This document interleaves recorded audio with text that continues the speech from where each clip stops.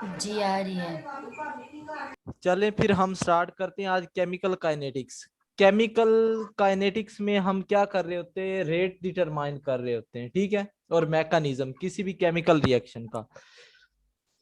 आपके पास chemical kinetics में आप दो चीजें डिटरमाइन करते, एक तो आप करते कि रेट कितना है उसका, आइदर फास्ट है या स्लो है रिएक्शन, ठीक है। एक रिएक्शन हो रहा है वो फास्ट है या स्लो है, आपने ये देखना है। आपको केमिकल काइनेटिक्स ये नहीं बताती कि रिएक्शन स्पॉन्टेनियस है या नहीं है। रिएक्शन की स्पॉन्टेनिटी बताती है आपको थर्मोडायनामिक्स, ठीक है, कि रिएक्शन एक अक्कर होगा या नहीं होगा। अगर आपने ये देखना है कि रिएक्शन किस हद तक पहुंच चुका है, तो वो आपको बताएगा इक्विलिब्रियम। समझ आ रही बात की। लेकिन अगर आपने रेट चेक करना है किसी भी चीज का, किसी भी रिएक्शन का, तो वो रेट आपको बताएगी काइनेटिक्स, ठीक है, कि रिएक्शन स्लो है या फास्ट है। एक तो ये, और दूसरा हमें ये बताता है mechanism of reaction. Mechanism of reaction से क्या मुराद है कि जी रिएक्शन एक स्टेप में हो रहा है या दो स्टेप में हो रहा है, रिएक्शन का स्लो स्टेप कौन सा है और फास्ट स्टेप कौन सा है, रिएक्शन सिंगल स्टेप है या मल्टी स्टेप है। सर अगर 1 लीटर वाटर लें और आइस में कन्वर्ट करने, या आइस का वेट सेम रहेगा, इंक्रीज होगा या डिक्रीज होगा। अब मुझे बताएं, डेंसिटी जो होती है हमारी, मास पर यूनिट वॉल्यूम होता है, ठीक है। अच्छा, जब ये पढ़ा रहे हो ना तो रिकॉर्डिंग से पूछ लिया करें क्वेश्चन, ठीक है, ऐसे मैसेज से ना पूछा करें, जब भी रिकॉर्डिंग से पूछ लिया करें, ठीक है, वॉइस में पूछ लिया करें। अब बताएं कि आपको पता है जब आप उसको जमा रहे हैं, ठीक है, तो उसकी डेंसिटी क्या होती है, इंक्रीज हो रही डिक्रीज हो रही है, जी बताएं। सर इंक्रीज हो रही है तो वो इनवर्सली प्रोपोर्शनल मैच के अकॉर्डिंग डेंसिटी डिक्रीज होगी इंक्रीज हो रही डेंसिटी, है, डिक्रीज होगी वॉल्यूम। डिक्रीज होगी होगी। डेंसिटी, डेंसिटी डिक्रीज होगी, जी सर। तो मास क्या हो जाएगा, वो भी इंक्रीज डिक्रीज, मास। मास कम इंक्रीज हो होगा, कम हो जाएगा ना, सर डिक्रीज हो जाएगा। डिक्रीज हो जाएगा। जी। थोड़ा बहुत मास में फर्क पड़ता है, ज्यादा नहीं पड़ता, ये बात याद रखिएगा। इसीलिए तो हम ले रहे होते हैं ना कि ग्राम को लिक्विड के आप कह ले कि एमएल के बराबर ले रहे होते हैं, पता है ना आपको, 0.99 हम वॉल्यूम इंक्रीज करेगा जी। सर। तो इसलिए इतना फर्क नहीं पड़ता, बहुत कम फर्क पड़ता है मास में, ठीक है। जी सर ओके। तो इसमें हम दो चीजें सर मैंने आप मैथ सेम ही रहेगा, जी, मैथ सेम ही रहेगा। मास बिल्कुल ही थोड़ा सा कम फर्क अगर पड़ेगा मैथ उसमें। सेम नहीं रहा तो फिर डेंसिटी कैसे दिखती ये देखिए ना, ग्राम को आप एमएल में ले रहे होते हैं वाटर को, या नहीं ले रहे होते, आप कह रहे 1 gram is equal to 1 ml, हालांकि ये होता नहीं इक्वल। क्यों? क्योंकि जो वाटर की डेंसिटी होती है वो 0.99 होती है, इसे हम अप्रोक्सीमेटली 1 के अज्यूम कर रहे होते हैं, ठीक है। सर आइस की डेंसिटी 0.917 और वाटर की 1 होती है। हाँ जी, तो 1, ये 0.99 होती है आइस की, वाटर की जो डेंसिटी होती है, हम 1 कंसीडर कर रहे होते हैं, ठीक है। तो डेंसिटी आइस की क्या होती है, कम होती है, ठीक है। तो डेंसिटी कम होगी तो उसमें मास भी क्या होगा, कम कम होगा। होगा। समझ आ रही बात की, थोड़ा सा फर्क होता है, मैं आपको बता रहा हूं, बहुत कम फर्क होता है, ठीक है। अब ओके सर। जो टाइप्स ऑफ रिएक्शन है हमारे पास केमिकल काइनेटिक्स में, टाइप्स ऑफ रिएक्शन, अब हमारे पास 3 तरह के रिएक्शन हो सकते हैं। एक इंस्टेंटेनियस रिएक्शन, आपने सोडियम को कभी वाटर में डाला हो, मॉडरेट रिएक्शन, और एक होता है हमारे पास स्लो रिएक्शन। सोडियम को वाटर में डाला है किसी ने, नहीं डाला जी होगा। नहीं डाला, सोडियम को डालो तो आग निकल जाती है। है। Design test. उनको लगा सोडियम को एक्सक्लूजन जब रिएक्शन। वाटर में ऐड सर करते तो, डिजाइन टेस्ट नहीं था। हाँ एक्सक्लूजन होगी। जी बिल्कुल, एक्सप्लोजन हो जाती, ठीक है। तो ये बहुत फास्ट रिएक्शन होता है। तो आपको लगता है कि आप इसका रेट मेजर कर सकते हैं? नहीं कर सकते। कर सकते रेट मेजर? No sir. नहीं। तो फास्ट रिएक्शन, इंस्टेंटेनियस रिएक्शन वो रिएक्शन होते हैं जो फौरी हो जाएं और उनका रेट मेजर ना किया जा सके, ठीक है। और जो स्लो रिएक्शन होते हैं उन्हें हम रेट खुद नहीं मेजर करते, क्योंकि हमें पता है कि इसने सालों में जाकर कंप्लीट होना है। मिसाल के तौर पर रस्टिंग ऑफ आयरन, ये कितना Yes, स्लो sir. प्रोसेस है, ये आपको पता है। पहले जंग लगता है, फिर आहिस्ता आहिस्ता से वो खत्म होना शुरू होता है, लोहा जो होता है हमारे पास। तो ये सालों में जाकर चीजें खत्म होती हैं। तो ना तो हम इंस्टेंटेनियस रिएक्शन को डील करते हैं, ना ही स्लो को डील करते। तो हम किसको लेते हैं फिर? हम मॉडरेट रिएक्शन को ले रहे होते हैं। मॉडरेट रिएक्शन वो होता है जो मॉडरेट रेट पर अक्कर हो रहा होता है, ना ज्यादा रेट पर अक्कर हो ना कम पर अक्कर हो। समझ आ रही बात की? Yes, sir. जैसे आपके पास कोवलेंट टाइप के रिएक्शन होते हैं, ऑर्गेनिक होते हैं, ईस्टर हाइड्रोलिसिस हो गई, ठीक है, इस तरह के जो रिएक्शन होते हैं आगे हम पढ़ते हैं। अब हमारे पास दो तरह के रेट होते हैं, एक होता है इंस्टेंटेनियस रेट और एक होता है एवरेज रेट। एवरेज आपने पढ़ा हुआ है कि जी सम ऑफ, आप कह ले कि जितने रेट हैं उनके ऊपर तादाद पे उनकी डिवाइड कर देंगे तो एवरेज आ जाएगा। इंस्टेंटेनियस का मतलब होता है लम्हाती, यानी एक वक्त में आपने जो रेट डिटरमाइन कर रहे हैं उसे हम इंस्टेंटेनियस रेट कहेंगे। कैसे? कि आपके पास ये ग्राफ है, ये रिएक्टेंट की कंसंट्रेशन है, ठीक है, और ये यहाँ पे टाइम जा रहा है जी। अब मैंने आपसे कहा कि मुझे इस पॉइंट पर रेट डिटरमाइन कर दें, तो आप जो इस पॉइंट पर रेट डिटरमाइन कर रहे होंगे वो इंस्टेंटेनियस रेट होगा। समझ आ रही बात की? Yes. यानी एक पॉइंट पे जो रेट डिटरमाइन करते हैं उसे हम क्या कहेंगे? Instantaneous rate. Instantaneous. अब देखें, अब हमारे पास एक ग्राफ है, उसी को मैं लेता हूं, और मुझसे कहा गया कि एवरेज रेट फाइंड कर दें, तो मैं क्या करूंगा? चेंज ले लूंगा टाइम और कंसंट्रेशन ऑफ रिएक्टेंट। अब देखें, मैं करूंगा कि एक पॉइंट ये एज्यूम कर लिया और एक पॉइंट ये एज्यूम कर लिया। लेट यहाँ पे कंसंट्रेशन है 15 और यहाँ पे कंसंट्रेशन रह गई 10। समझ आ रही है? तो यहाँ पे टाइम था मेरे पास 5, यहाँ पे टाइम हो गया 10। अब मैं चेंज कैसे लूंगा?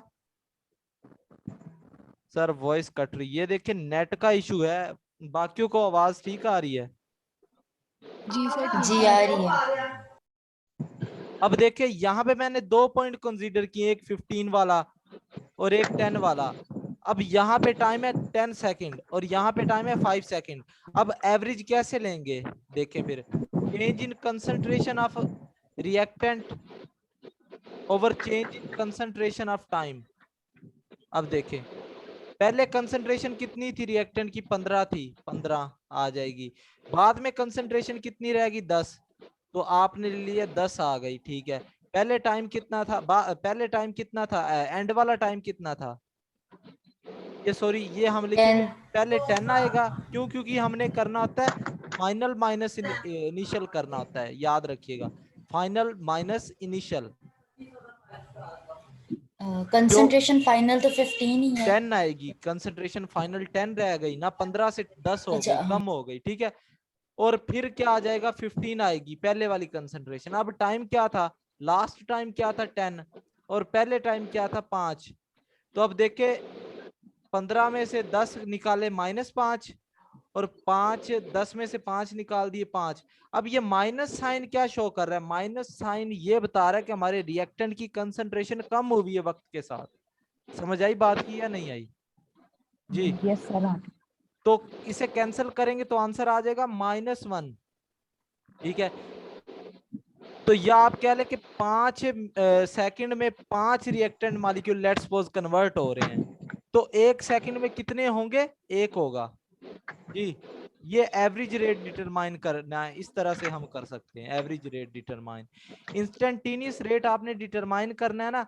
ये देखिए, आपको पता है ये मेरे पास कंसंट्रेशन ऑफ रिएक्टेंट है, कंसंट्रेशन ऑफ रिएक्टेंट है।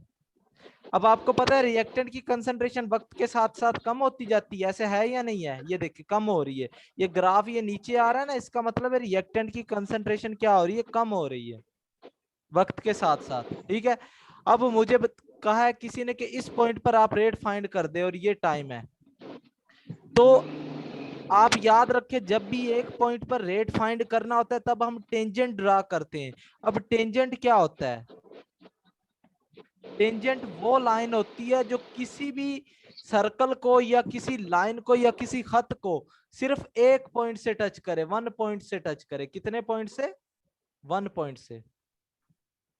टेंजेंट वो लाइन होती है जो किसी भी सर्कल को, लाइन को या खत को एक पॉइंट से टच करे।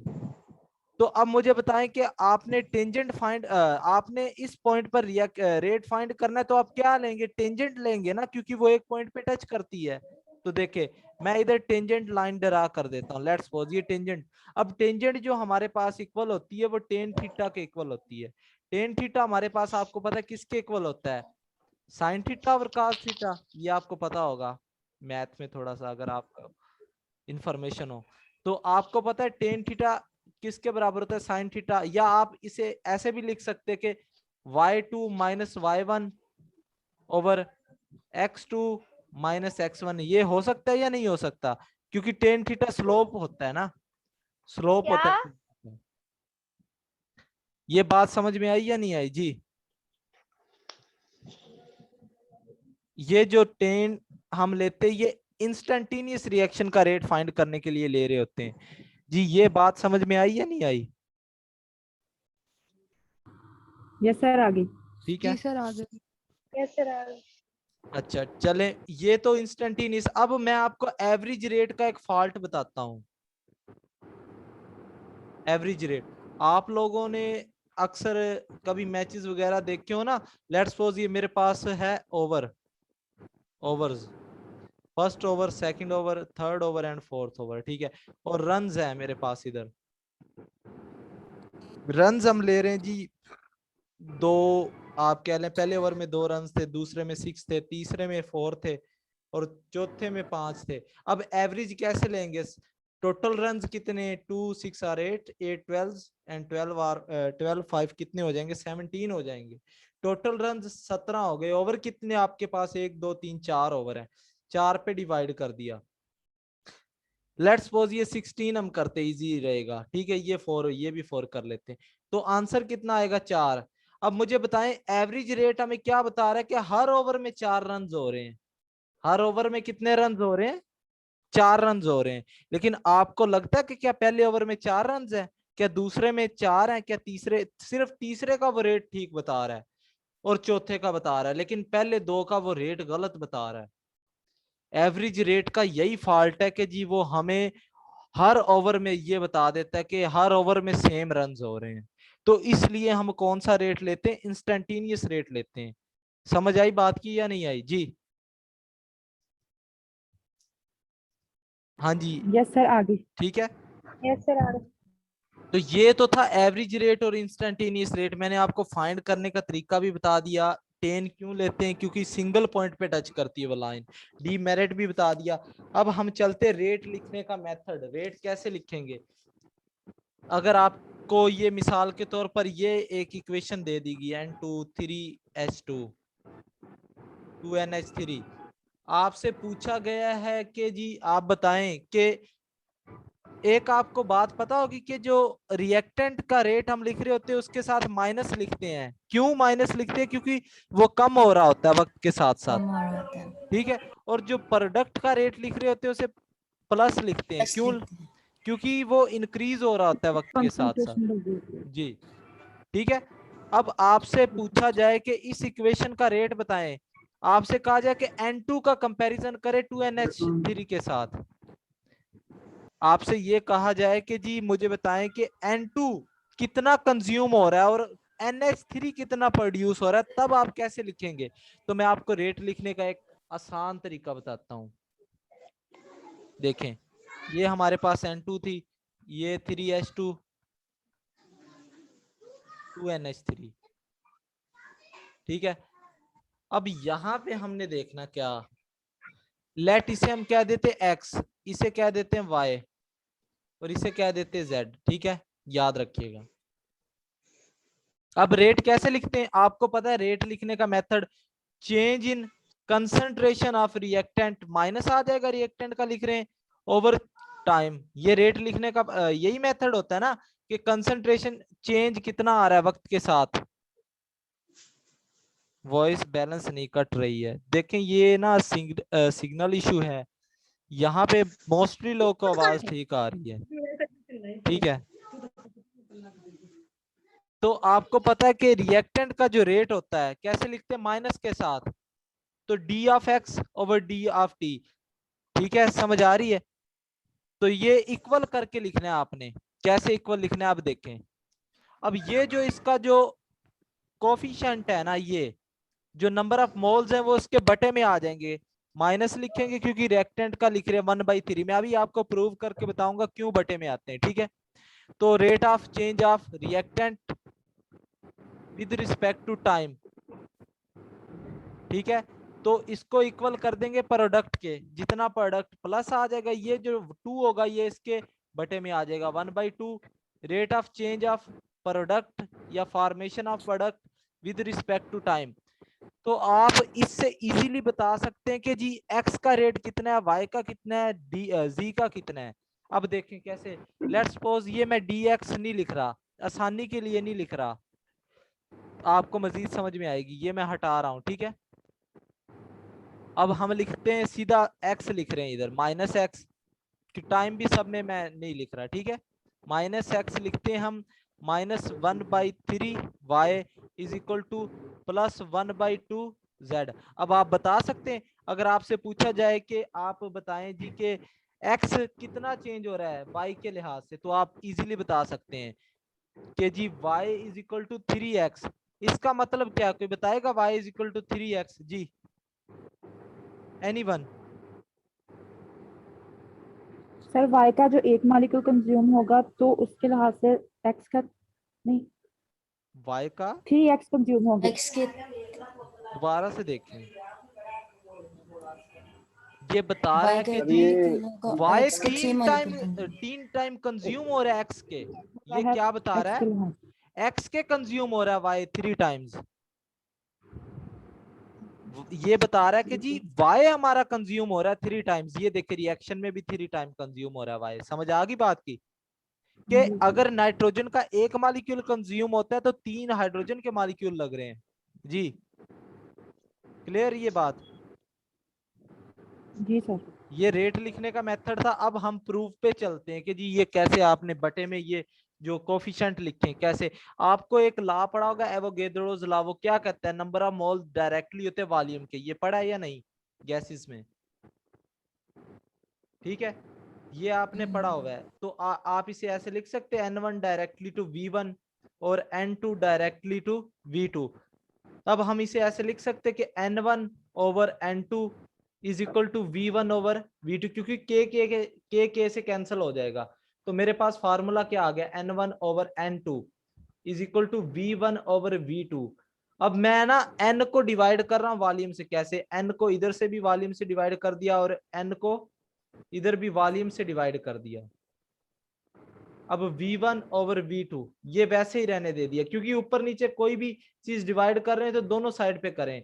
तो ऊपर भी कर दिया मैंने, नीचे भी, ये दोबारा से कैंसिल हो जाएगा, कोई फर्क नहीं पड़ेगा। ठीक है, अब आपको पता है number of moles over volume concentration के इक्वल होता है। जी होता है या नहीं होता?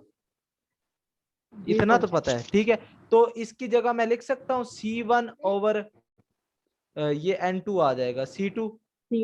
ठीक है, तो हम लिख सकते हैं C1 over C2 is equal to V1 over V2। जी कोई मसला यहां तक? क्लियर है ये बात? No sir. लास्ट बता दें।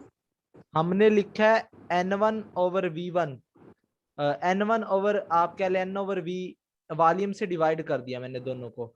तो ये हमारे पास V1 ओवर V2 तो पहले से मौजूद था, क्योंकि N1 ओवर N2 फार्मूला है ना एवोगैड्रोस लॉ का, V1 ओवर V2। ठीक है, तो इसको मैं ये लिख सकता हूँ कंसंट्रेशन C1 जी, और इसको C2 लिख सकता हूँ। हाँ जी बताएं, समझ आई बात की? Number of moles over volume concentration की इक्वल होती है ना, मोलैरिटी जो होती है हमारे पास। Yes sir. तो C1 ओवर C2 किसके इक्वल आ जाएगा? V1 over V2। अब ये मेरे पास फार्मूला आ गया, C1 over C2 is equal to V1 over V2। ठीक है, अब मैं क्या करता हूं, C1 के नीचे V1 लिख देता हूं और C2 के नीचे V2 लिख देता हूं, कोई मसला? मैंने क्रॉस चेंज कर दिया इन दोनों का, क्रॉस मल्टीप्लीकेशन। ठीक है, हाँ जी, समझ आई बात की? Yes sir. ठीक है, ये सिर्फ मैंने चेंज की है, प्लेस चेंज की, इधर इसे ले आऊं और इसे इधर ले आऊं। ठीक है, अब आपको पता है कि N1 किसके इक्वल होता है? V1 के। होता है या नहीं होता जी? होता है या नहीं है? एवोगैड्रोस लॉ के मुताबिक नंबर ऑफ मोल्स अगर सेम हो जाएं या वॉल्यूम अगर तीनों का सेम है गैसेस का, तो उनके नंबर ऑफ मॉलिक्यूल सेम होंगे। ऐसे है या नहीं? एवोगैड्रोस लॉ यही कहता है जी। Yes sir. तो मैं यहाँ पे V1 की जगह पे N1 लिख सकता हूँ, N1 यस आ सर। जाएगा। और C2 की जगह पे मैं V2 की जगह पे मैं N2 लिख सकता हूँ। Yes sir. तो अब ये प्रूव हो गया या नहीं कि नंबर ऑफ मोल्स बटे में आते हैं, कंसंट्रेशन ऊपर आती जी? हाँ जी बताएं। जी समझ आ गई। क्लियर ये पॉइंट? कंसंट्रेशन ऊपर आती है, नंबर ऑफ मोल्स नीचे आते हैं। हाँ जी, अभी भी किसी को मसला है तो बताएं जी। No sir. क्लियर है? तो ये जो सर अमोनिया की एग्जांपल। मोल्स होते हैं ना, इन्हें हम नीचे लिखते हैं, क्यों? और जो इसके साथ ये वाली कंसंट्रेशन होती है, इसे हम ऊपर लिखते हैं। मैंने आपको प्रूव करके भी दिखा दिया क्यों ऊपर लिखते हैं। ठीक है,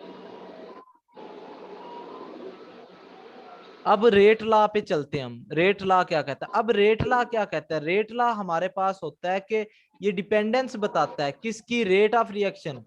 ये रेट लॉ हमें बताता है कि जो हमारा रेट है वो किस पे डिपेंड कर रहा है? रिएक्टेंट की कंसंट्रेशन पे डिपेंड कर भी रहा है या नहीं कर रहा?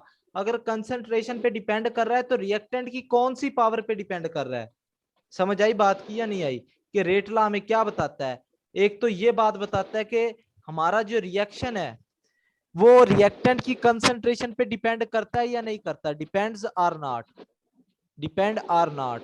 एक तो ये बताता है। दूसरा हमें ये बताता है कि कौन सी पावर पे डिपेंड कर रहा है, which power, which order, which power आप लिख लें कि ए की कितनी पावर पे डिपेंड कर रहा है और बी की कौन सी पावर पे डिपेंड कर रहा है। ये हमें क्या बताता है? Rate law, the expression which tells us that our rate of reaction depends either on reactant concentration or not। ठीक है, कि हमारा जो रेट है वो रिएक्टेंट की कंसंट्रेशन पे डिपेंड करता है या नहीं करता जी? समझ आई बात की? ये दो चीजें हमें बताता है। अब हमारे पास जो सर वॉइस इशू हो गया है, 1/3 एक्सप्लेन कर दे मुनीर। ये आपको रिकॉर्डेड लेक्चर मिल जाएंगे, ठीक है, आप उधर से देख लीजिएगा। अगर फिर समझ ना आए तो फिर पूछिएगा, इसीलिए रिकॉर्डिंग लगाई हुई है मैंने। अगर किसी का नेट का इशू है ना तो वो रिकॉर्डेड लेक्चर सुन लीजिएगा, ठीक है। अब जो रेट, फॉर एग्जांपल आपको पता है दो तरह के रिएक्शन होते हैं, एक होता है एलिमेंट्री स्टेप रिएक्शन, एलिमेंट्री, और एक होता है कॉम्प्लेक्स। कोई बताएगा इन दोनों में फर्क क्या है जी? एनीवन? हाँ जी, कोई बताएगा एलिमेंट्री और कॉम्प्लेक्स में क्या फर्क? कॉम्प्लेक्स जो मैनी स्टेप्स में होता है जी, और एक से एलिमेंट्री ज्यादा, और सिंगल एलिमेंट स्टेप होता है, ठीक है। सिंगल स्टेप में होता है। और कॉम्प्लेक्स जो होता है मल्टी स्टेप रिएक्शन होता है, मल्टीपल स्टेप रिएक्शन, ठीक है। तो आपको एक बात बता दूं, आपने लॉ ऑफ मास एक्शन पढ़ा था, क्या था वो? कि रेट ऑफ रिएक्शन डायरेक्टली होता है कंसंट्रेशन ऑफ ए रिएक्टेंट के और सी के भी, ठीक है। तो और इसी तरह प्रोडक्ट के भी होता था वो, सी के और डी के, दोनों को मैं इकट्ठा लिख रहा हूँ। तो इस तरह हम लिख देते थे कि जी हमारे पास के जो आता है वो C D over A and B, ये हमारे पास लॉ ऑफ मास एक्शन था, ये आपने पढ़ा था। अगर कोई पावर होती थी तो वो ऊपर आ जाता था। ये जो लॉ ऑफ मास एक्शन है ना, ये सिर्फ सिंगल स्टेप रिएक्शन के लिए वैलिड है, याद रख लें। किस स्टेप के लिए वैलिड है? Single step reaction. कॉम्प्लेक्स के लिए लॉ ऑफ मास एक्शन नहीं बताता। आपसे अगर पूछा जाए ना कि जी कॉम्प्लेक्स के लिए लॉ ऑफ मास रिएक्शन बताता है, नहीं जी, वो फेल हो जाता है, लॉ ऑफ मास एक्शन नहीं बताता। क्योंकि कॉम्प्लेक्स में जो हमारे पास रेट होता है वो रेट डिटरमाइनिंग स्टेप बताता है, आरडीएस। ये कौन सा स्टेप होता है? जी slow step. Slow step. Slow Slow step step। होता है। अब इसकी साइकी क्या है, स्लो स्टेप ही क्यों लेते हैं? अब एक मैं सादा सी मिसाल बता दूं, जब कभी शादी होती है, कोई इस तरह की तकरीबात होती हैं, तो खाना पक जाता है, हर चीज पक जाती है, ठीक है, लेकिन वेट किस चीज का होता है कि जी हमारे पास रोटी नहीं बनी अभी तक, आपके पास यस खाना सर। ऑलरेडी मौजूद है, लेकिन पीछे से जो रोटियां बनकर आ रही हैं वो दो दो आ रही हैं। कितनी आ रही? दो दो आ रही हैं। अगर रोटी ना हो तो आप खाना खा लेंगे जी? जो बना हुआ है नहीं खा पाएंगे। समझ आ रही बात की? सर सब कुछ आ जाता है, प्लेटों का वेट होता वो जो आपको मैं बात बता रहा हूँ ना, आप उसकी तरफ आए कि रोटी के बगैर हाँ खा लेते हैं हम लोग, तो कुछ भी नहीं छोड़ते बाय द वे, लेकिन वेट हम कर रहे होते हैं, ठीक है। तो मतलब वो जो तंदूरी होता है, वो जो जब तक वो रोटी नहीं पहुंचाएगा तो आगे काम नहीं चलेगा। समझ आ रही बात की? जो मैं बात अभी आपको बता रहा हूँ कि सारा जो निजाम उसका डिपेंड किस पे कर रहा होता है? उस तंदूरी पे डिपेंड कर रहा होता है। और वही तंदूरी को हम रेट डिटरमाइनिंग स्टेप कह रहे होते हैं, स्लो स्टेप रिएक्शन, यानी उसी में सारा काम हो रहा होता है। जब तक वो स्लो स्टेप आगे नहीं जाएगा तब तक रिएक्शन नहीं मूव करेगा जी। मतलब सर जिसकी कंसंट्रेशन कम होगी वो रेट डिटरमाइनिंग स्टेप होगा। कंसंट्रेशन कम की बात नहीं हो रही, जो रिएक्शन में पार्टिसिपेट कम, यानी वो जो रेट जिसका कम होगा, जिसका रेट आहिस्ता आहिस्ता, मैंने पहले भी आपको बताया कि रेट हम उसका डिटरमाइन करते जो मॉडरेट होता है, ऐसे कहा था या नहीं? तो जी फास्ट सर। स्टेप का आप रेट डिटरमाइन कर लेंगे? मुश्किल है, क्योंकि इसमें यकदम से जी सारा काम हो जाएगा। लेकिन स्लो स्टेप में आहिस्ता आहिस्ता से पता चल रहा होता है कि रिएक्टेंट अभी ब्रेक हुए हैं, ट्रांजिशन स्टेट बनी, ट्रांजिशन स्टेट से आगे वो मूव किया है जी। ठीक है। जी सर। अच्छा, ये मीटिंग एंड होने वाली है तो आप लोग दोबारा से ज्वाइन कर लें।